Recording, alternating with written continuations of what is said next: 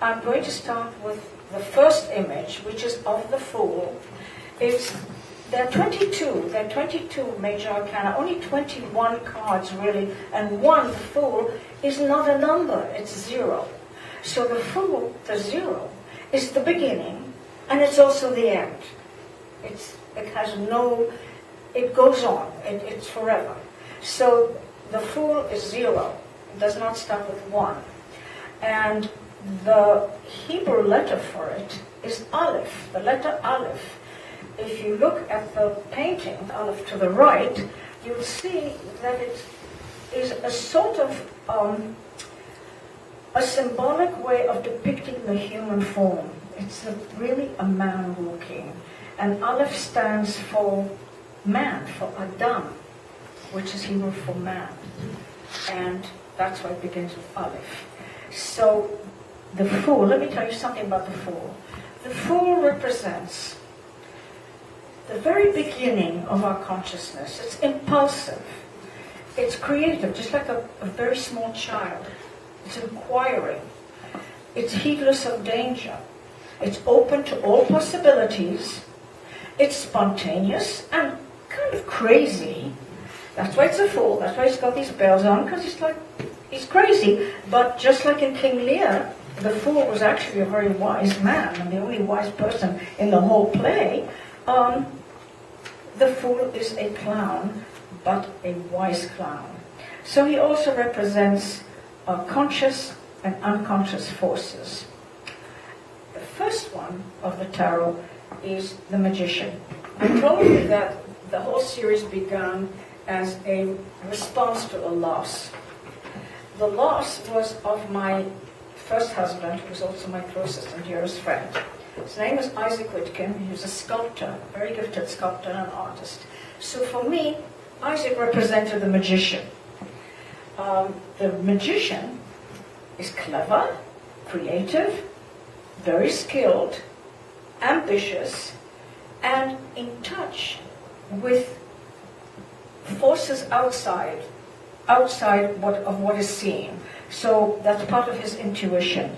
So in my painting, you see him pointing down to the earth, which is the material world, and one hand is pointing towards the sky, where you can see ambition. I represented ambition as a rocket going up in space, which is the height of someone's ambition, is to soar above the material world and above what is expected. So he went beyond expectations in his work and always strove to go above himself, more than was expected. Okay, the letter, the Hebrew letter that you see now, my friend and student and very, very intuitive person and a good artist is Jean-Maurice over there. And Jean-Maurice asked me, he said, what is the meaning of those Hebrew letters? And I said, you know, I forgot, because I know I had a meaning at the time. And then I remembered, yeah, the magician is the letter Bet. The letter Bet is also Hebrew for house. And the magician is master of his house. The third image is of the high priestess or woman of wisdom. The woman of wisdom represents intuition, possessor of hidden knowledge.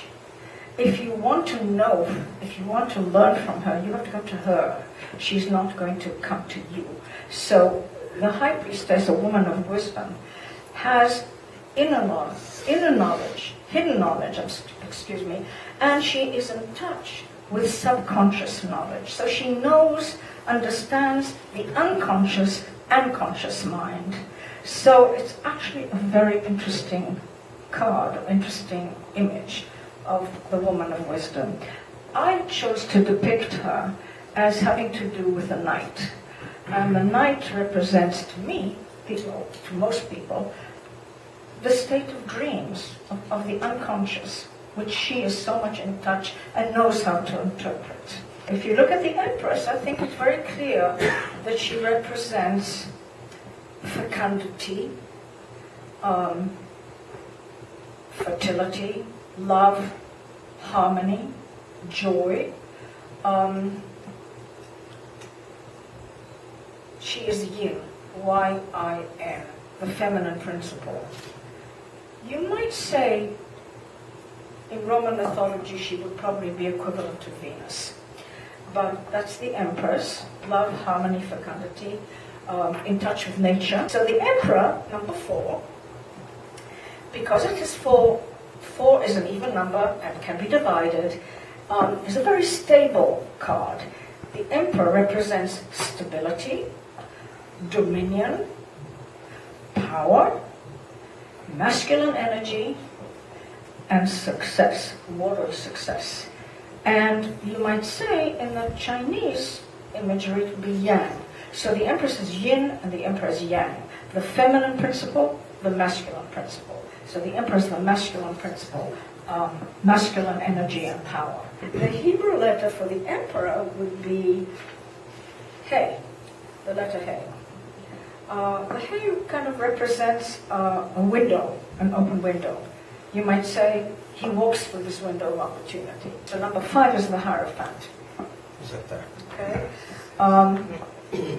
So the Hierophant is represented, interestingly enough, by the Hebrew letter Vav, which in Hebrew means a hook. So the Hierophant, there's a reason for that. He represents inspiration. He inspires others. He teaches empirical and theoretical knowledge. Teaches patience, the patience of research and study, and the initiator of important ideas. And that's the hook, the Vav. The hook is, this is how he hooks you in through the knowledge. So the Hierophant I represented actually, as you know, who? Say louder. Einstein. Yay! Thank you. Okay, that to me was the Hierophant, the teacher. Okay, after that... Wait. Can you share, there's some letters behind him. Can you explain what that is? The letter Vav I got. No. There's some writing behind him. Oh, the E equals MC squared. Yeah, and the other writing, I don't know. There's a formula. There's a formula. Yeah. That's the formula. I don't know the formula. He knows the formula. You don't know. I don't. Anyway, so that is that's the Hierophant. 6, the Lovers. The Lovers. It's kind of curious. They represent. This represents love, harmony, strong physical attraction, but it also represents conflicting choices between virtue and vice. And that is an interesting concept of the Lovers. It's difficult to choose what's good for you, what's bad for you, what represents virtue, what represents vice, but that's why there are 2 women. Each one represents an aspect of love, a positive and negative aspect of love.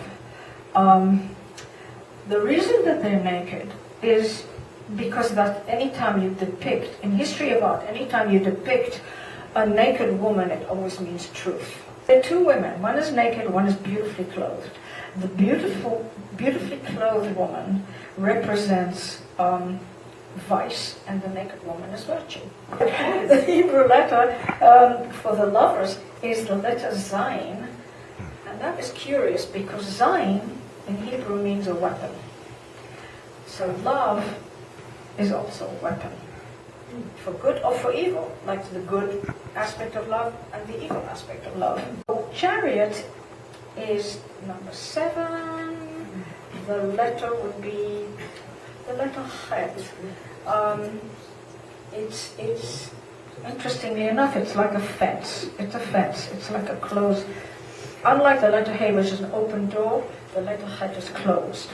So the chariot symbolizes the senses and physical energy and physical urges, a need to advance, but a conflict as to how.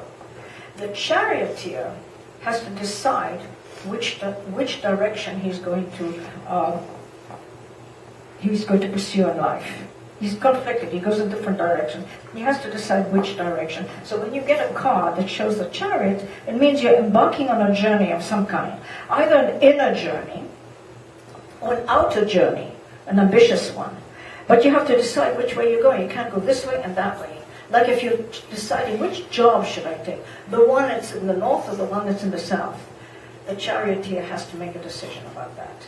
Which way are you going? Only you can decide. And that's what the chariot is about. It's about decision as to which direction to go.